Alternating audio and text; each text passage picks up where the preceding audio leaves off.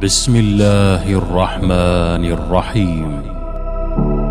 کعبہ تمام دنیا کے مسلمانوں کی عقیدت کا مرکز ہے اور یہی وہ بابرکت مقام ہے جس کی زیارت تمام انبیاء اور رسولوں نے کی، جس کو دیکھنے کے لیے ہر مسلمان کی آنکھیں ترستی ہیں اور اس کے طواف کے لیے دل تڑپتا ہے۔ خانہ کعبہ کی موجودہ عمارت جو مکہ میں ہے وہ تقریباً 406 سال پرانی ہے۔ خانہ کعبہ کو حضرت آدم علیہ السلام کی پیدائش سے پہلے فرشتوں نے بنایا تھا۔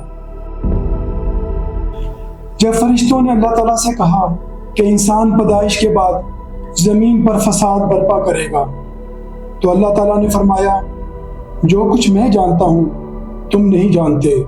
فرشتے یہ سوچنے لگے کہ اللہ تعالیٰ ہم سے ناراض ہو گیا ہے۔ فرشتوں نے اللہ تعالیٰ کو راضی کرنے کے لیے عرش باری تعالیٰ کے نیچے طواف شروع کر دیا اور اللہ کی تسبیح بیان کرنے لگے۔ اللہ تعالیٰ نے ان پر اپنی رحمت نازل فرمائی اور فرشتوں کے طواف کے لیے اپنے عرش کے نیچے خوبصورت اور حسن و جمال والا گھر تعمیر کیا۔ یہ گھر بیت المعمور کے نام سے جانا جاتا ہے۔ اللہ تعالیٰ سورہ طور میں فرماتے ہیں والبيت المعمور والسقف المرفوع۔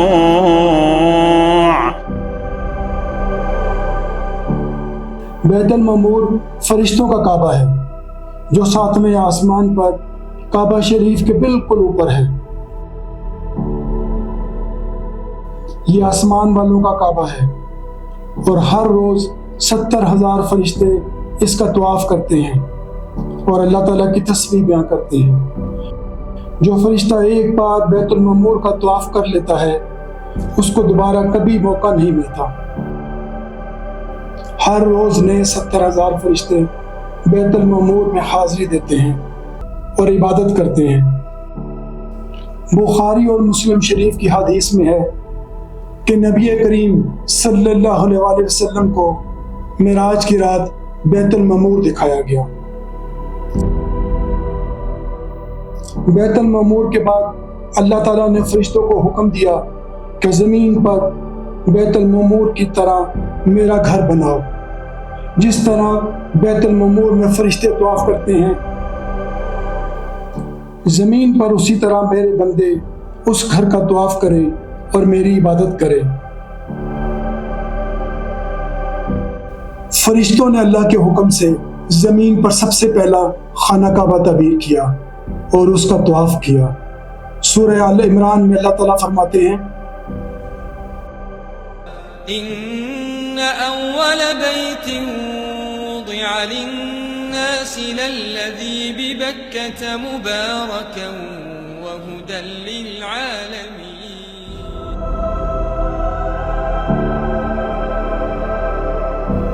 جب حضرت آدم علیہ السلام کو زمین پر اتارا گیا تو انہوں نے رب العالمین سے درخواست کی کہ یا رب، میں نہ تو یہاں فرشتوں کی تسبیح سن سکتا ہوں اور نہ ہی کوئی عبادت گاہ نظر آتی ہے، جیسا کہ آسمانوں میں بیت المعمور کو دیکھا کرتا تھا جہاں فرشتے طواف کرتے تھے۔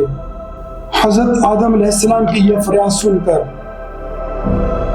اللہ تعالیٰ نے فرمایا جاؤ، جہاں ہم تمہیں نشاندہی کریں وہاں کعبہ تعمیر کرو، اس کا طواف بھی کرو اور اس کی طرف منہ کر کے نماز بھی ادا کرو۔ اللہ تعالیٰ نے آپ کی رہنمائی کے لیے حضرت جبرائیل علیہ السلام کو بھیجا۔ حضرت جبرائیل علیہ السلام اللہ تعالیٰ کے حکم سے آپ کو اس جگہ لے گئے جہاں فرشتوں نے خانہ کعبہ کی بنیاد رکھی تھی۔ اسی جگہ سے زمین بننا شروع ہوئی تھی، یعنی سب سے پہلے یہاں ڈھاک بنی تھی جو بعد میں پھیل کر زمین بن گئی۔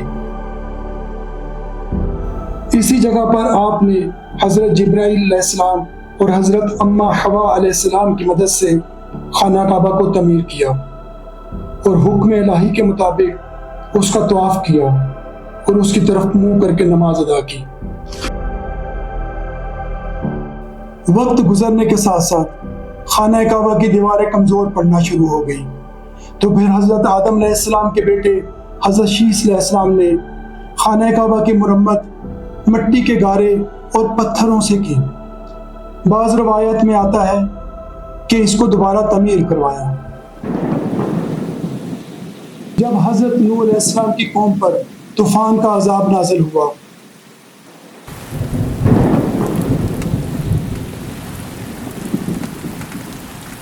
تو خانہ کعبہ کی عمارت غائب ہو گئی، اور بعض روایات میں آتا ہے کہ خانہ کعبہ کو اوپر اٹھا لیا گیا۔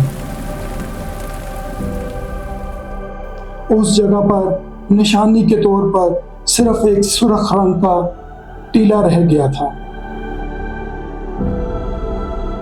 اس کے بعد حضرت ابراہیم علیہ السلام کو اللہ تعالیٰ نے حکم دیا خانہ کعبہ کو تعمیر کرنے کا، تو آپ نے اپنے بیٹے حضرت اسماعیل علیہ السلام کے ساتھ مل کر کھدائی شروع کی۔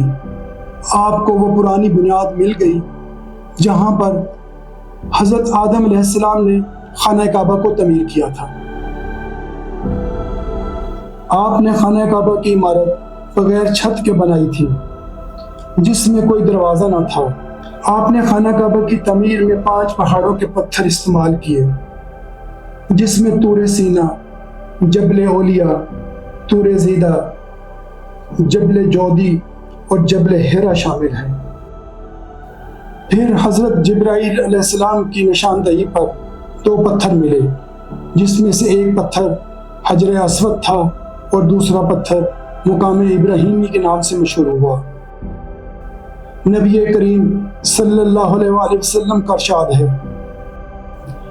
حجر اسود جنت سے اتارا تو دودھ سے بھی زیادہ سفید تھا، ابن آدم کے گناہوں نے اسے سیاہ کر دیا۔ مقام ابراہیم کا پتھر وہ پتھر ہے جس پر کھڑے ہو کر حضرت ابراہیم علیہ السلام نے خانہ کعبہ کی دیواروں کو تعمیر کیا۔ جیسے جیسے خانہ کعبہ کی دیواریں بلند ہوتی تھیں، ویسے ویسے یہ پتھر بھی ہوا میں بلند ہوتا تھا، اور وہ پتھر اتنا نرم تھا کہ آپ کے پاؤں کے نشان اس پر بن گئے۔ رسول خدا صلی اللہ علیہ وآلہ وسلم نے فرمایا، حجر اسود اور مقام ابراہیم جنتی یاقوتوں میں سے 2 یاقوت ہیں۔ اللہ تعالیٰ نے ان کا نور ختم کر دیا، اور اگر اللہ تعالیٰ ان کا نور ختم نہ فرماتا تو مشرق سے مغرب کے درمیان ہر چیز کو یہ دونوں روشن کر دیتے۔ پھر اس کے بعد قوم مالکہ اور قبیلہ جوہرم نے خانہ کعبہ کی تعمیر کی۔ وقت گزرتا گیا، میرے آقا صلی اللہ علیہ وسلم کی نسب مبارک سے قریش کے ایک سردار قصی بن کلاب نے خانہ کعبہ کی پختہ عمارت تعمیر کروائی۔ قریش کے دور میں خانہ کعبہ کی دیواریں کمزور پڑنے کی وجہ سے اس کو دوبارہ تعمیر کرنے کا فیصلہ کیا گیا۔ اس تعمیر میں نبی کریم صلی اللہ علیہ وآلہ وسلم نے بھی شرکت فرمائی۔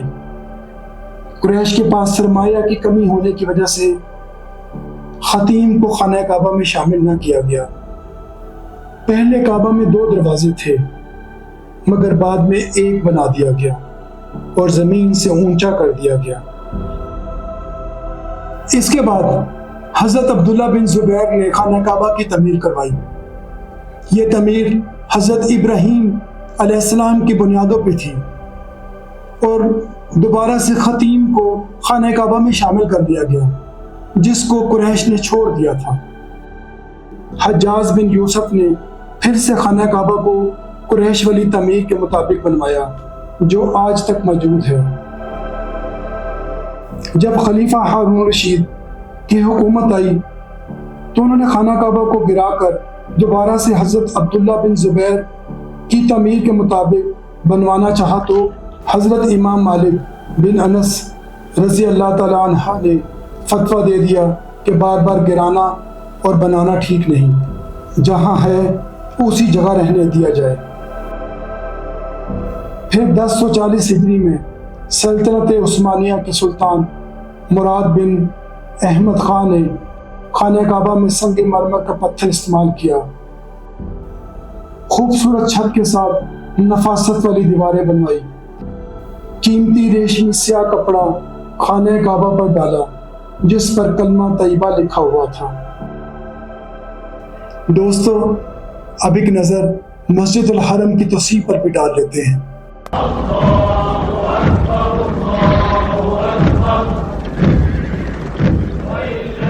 فتح مکہ کے بعد خانہ کعبہ کے ارد گرد کوئی دیوار نہ تھی اور اس کا رقبہ 2000 مربع میٹر تھا۔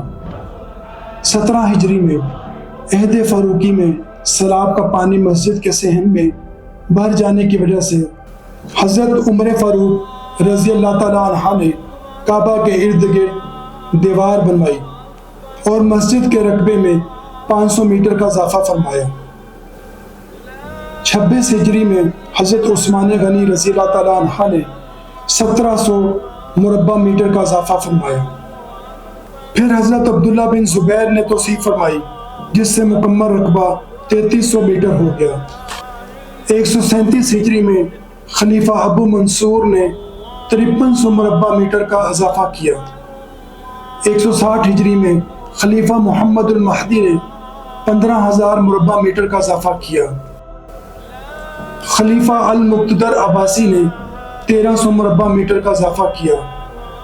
306 ہجری میں خلیفہ المقتدر عباسی نے 950 مربع میٹر کے داخلی راستے تعمیر کروائے اور مختلف ادوار سے ہوتے ہوئے مسجد الحرم کا کل رقبہ 30,200 مربع میٹر ہو گیا۔ پھر اس کے بعد تقریباً 1000 سال تک رقبے میں کوئی تبدیلی نہ آئی۔ 1375 ہجری سے 1396 ہجری تک مسجد الحرم کا رقبہ 30,200 مربع میٹر سے بڑھ کر 1,52,000 مربع میٹر ہو گیا۔ 1409 ہجری میں مزید توسیع کا کام جدید طرز تعمیر پر کیا گیا اور مستقبل میں خانہ کعبہ کی زیارت اور طواف کرنے والے حاجیوں کی تعداد میں اضافہ ہونے کی وجہ سے جدید طرز تعمیر کے ساتھ مزید توسیع پر کام جاری ہے۔